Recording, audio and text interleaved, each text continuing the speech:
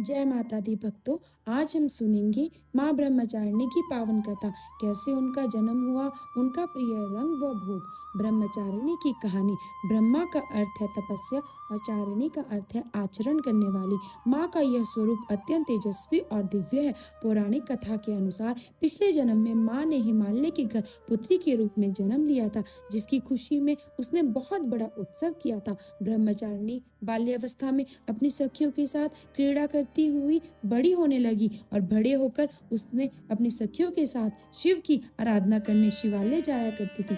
एक दिन जब ब्रह्मचारिणी शिवालय जा रही थी तो उसी समय वहां पर देवर्षि नारद जी आ गए और उन्होंने शिव को पति रूप में पाने के लिए ब्रह्मचारिणी को कठोर तपस्या करने के लिए कहा। देवर्षि की आज्ञा पाकर ब्रह्मचारिणी एक गुफा में चली गई और तपस्या करने लगी। 1000 वर्षों तक केवल फल और फूल खाकर जीवन व्यतीत किया। उसके बाद 100 वर्षों तक केवल भूमि पर रहकर सब्जियां उगाकर खाए। इसके 100 वर्षों तक उसने कठोर उपवास किया और अंत में पत्ते खाना भी त्याग दिया, जिसके कारण उनका नाम अपर्णा भी पड़ा। उनकी इस कठिन तपस्या और त्याग से प्रसन्न होकर ब्रह्मा जी ने उन्हें वरदान मांगने के लिए कहा, तो उन्होंने शिव को मांगा तथा ब्रह्मा जी ने शिव के साथ विवाह करने का उन्हें आशीर्वाद दिया।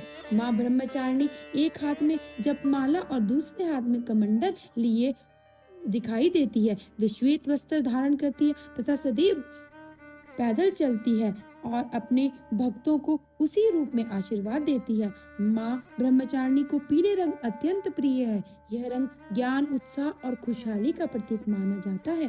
इस दिन पीले वस्त्र धारण करना शुभ होता है। माँ को शक्कर, मिश्री या दूध से बनी सफेद मिठाई का भोग लगाया जाता है। मान्यता है कि इससे भक्त को लंबी आयु और सौभाग्य का आशीर्वाद प्राप्त होता है। आओ माँ का ध्यान करें। या देवी सर्वभूतेषु ब्रह्मचारिणी रूपेण संस्थिता नमस्तस्यै नमस्तस्यै नमस्तस्यै नमो नमः।